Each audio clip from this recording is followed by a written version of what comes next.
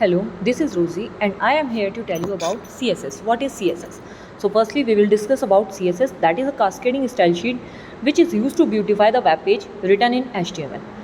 It provides a better user interface and that is mostly used with HTML documents. Now what are the advantages of using CSS?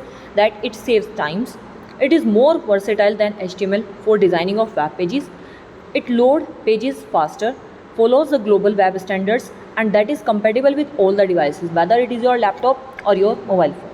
Now what are the types of CSS? There are three types of CSS: external CSS, internal CSS and inline CSS. What is external? It is mostly used by programmer when they are creating one website comprising multiple web pages with similar style.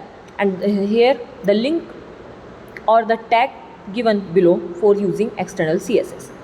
Internal CSS, that is used in the HTML file itself inside the style element placed in the head tag and the code is given below. And third one is your inline CSS, that is used when the styling need to be applied to a single HTML document, not to the whole HTML document, that is applied only a single HTML element.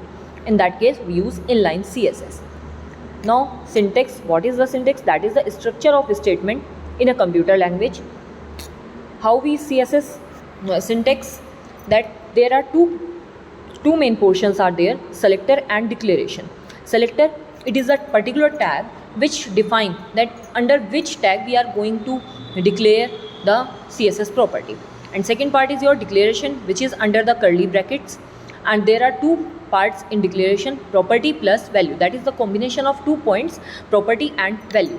Property and value, that is separated with the colon and that is separated by other property by using a semicolon symbol. In this example, color and font weight, that represent the property, and red and bold, that represent the value of that particular property, and all the text is enclosed within the curly brackets. Thank you.